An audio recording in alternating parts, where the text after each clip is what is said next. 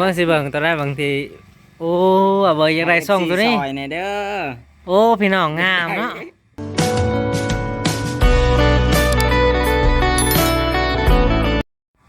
กราบสบายดีแล้วก็สวัสดีเด้อพ่อแม่พี่น้องเด้อสืบสู่สู่คนพี่น้องมื้อนี้น้องเอาเบยเพิ่นมาหาอยู่เพื่อนคือเก้าพี่น้องเนาะมื้อนี้กะว่าบ่บัวสิพาน้องเพิ่นกินไก่พี่น้องเนาะเพิ่นกำลังครัวอยู่เทิงเพื่อนพี่น้องเนาะนี่มาหาเบย สวัสดี สบายดีน้องอาเบยเนาะนี่โอ้รู้สึกว่าสดใสขึ้นนะอาเบยรู้สึกว่าหล่อขึ้นเห็นป่ะตั้งแต่มาหาอายตลอดนี่รู้สึกว่าหล่อขึ้นอาเบยเนาะ โดย ก็มีแต่ทากินไก่เนาะเขากำลังปีกนี่เถิงเหือนจังนะอายมาส่งอยู่ดอกนี่ ผมมาส่งก็ได้เฮายอมอ้ายเนาะไอ้ซับเฮาก็มีเฮา ทากินข้าวกินน้ำก่อนอยู่ โดย ทีมงานได้ไปใช่ ทีมงานโมเมนต์เขาเมื่อมันแล้ว เขาเมื่อแล้วป่ะ แม่ เป็นจังได้รู้สึกดีใจป่ะที่แบบใช้ชีวิตแบบนี้ ดีใจ ดีใจเนาะบ่คืออยู่ป่าอยู่ดงเนาะ โดย เพราะว่าอยู่บ้านเฮามันอยู่ในตัวเมืองมันก็เห็นหลายๆคนเอ้าไปนี่นี่ลูกชายเนาะพี่น้องเนาะลูกชายเพิ่นสบายดีสบายดีไว้ ไปดิไปเด้อ สบายดีลุงป้าสบายดี ไปดิมาเอ้ยน่ะ ลูกชายพี่น้องเพิ่นบ่อยู่เนาะเพิ่นพี่น้องเนาะนี่ก็คือน้องอาเบยเพิ่นพี่น้องเนาะโอ้หล่อเลยอาเบยเนาะรู้สึกว่าสดใสขึ้นเนาะ บ่จะมาบัวมันแจ้งสักก็บ่ได้ จักก็มีความหักบ่นี่บ่มีป่ะมีบ่มีเนาะ บ่มี แต่ว่าน้องเบิร์รู้สึกว่าแบบว่าสดใสขึ้นพี่น้องเนาะหลังจากที่น้องมาอยู่จุดซุมพี่น้องเนาะรู้สึกว่าสดใสขึ้นแล้วก็อารมณ์ดีเนาะ โดย บ่คือแบบอยู่ป่าอยู่ดงเนาะเขาคิดหนักเนาะบ่มีบอลอยู่บ่มีบอลพักอาศัยเนาะ โดย ก็สิประมาณนั้นพี่น้องเนาะ FC บ่าวบัวก็ว่าบ่าวบัวถ่ายลงคลิปนั่นนี่เด้อว่าเห็นน้องอาเบยมาลินเถื่อนเจ้าว่า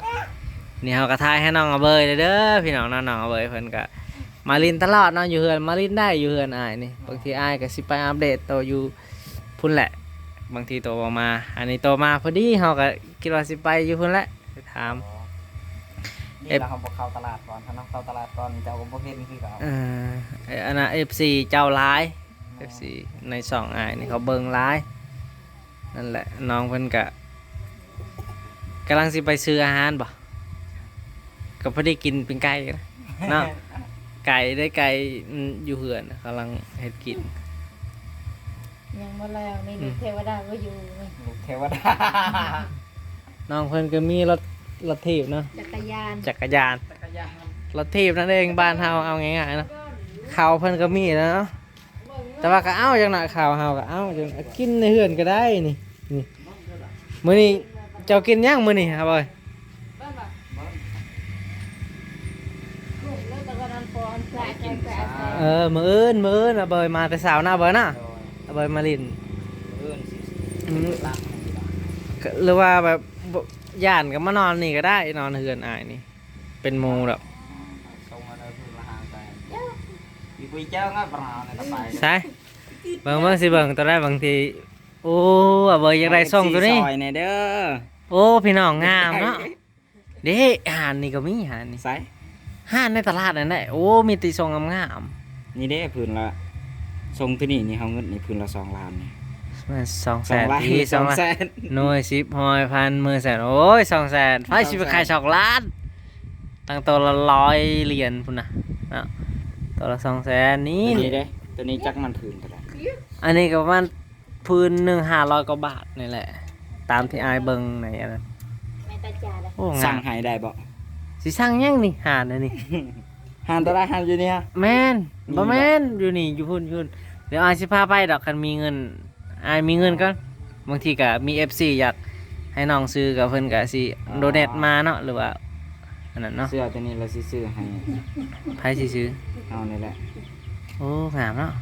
งามมาแล้วพี่คนอยากได้เด้ซะ โอ้ว่าบ่อยเพิ่นอยากได้ซองพี่น้องเพิ่นบ่มีซองซื้อ ครูประสบการณ์นะเก้า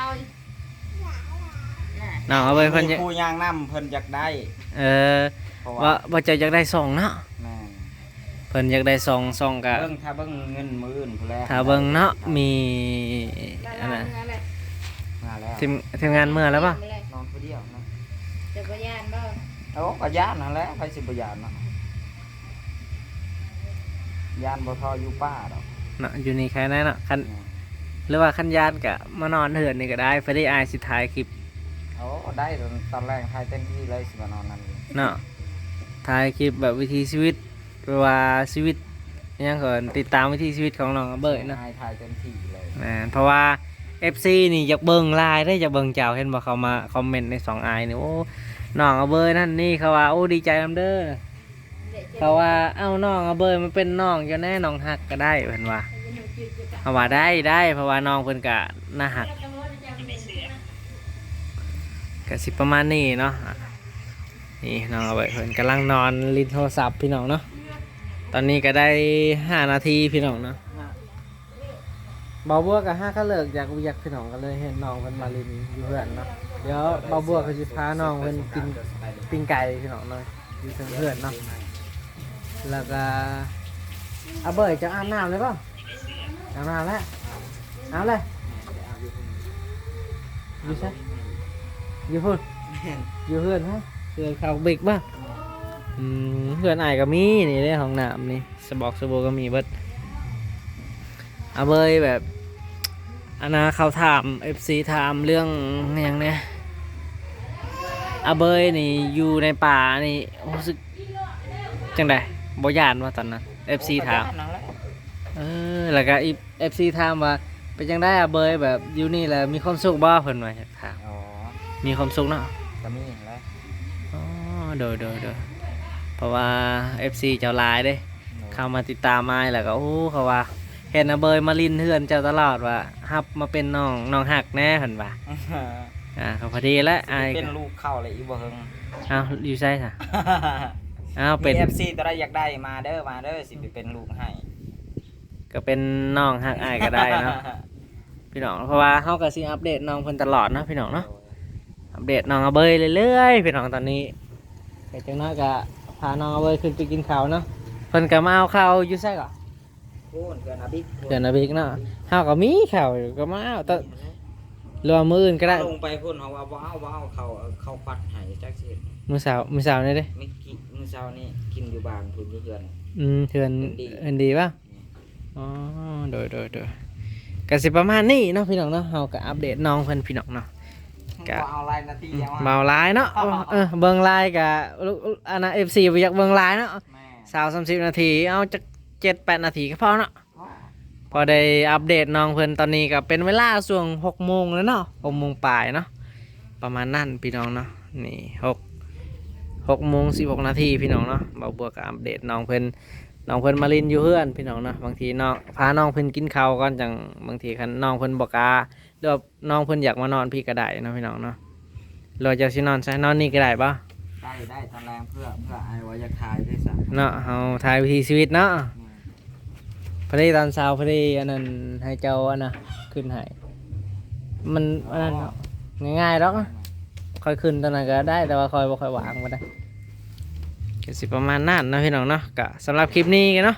เฮาก็สิจบไว้สำนี้ก่อนพี่น้องอัปเดตน้องอาเบยเนาะเอาบ๊ายบายให้แน่เบย บ๊ายบาย บ๊ายบายขอบใจหลายๆเด้อ FC ที่ติดตามเฮาและน้องอาเบยเนาะพี่น้องเนาะตอนนี้ก็บ๊ายบายพ่อแม่พี่น้องเนาะ โอ้ถ่ายรูป บ๊ายบายเด้อพี่น้อง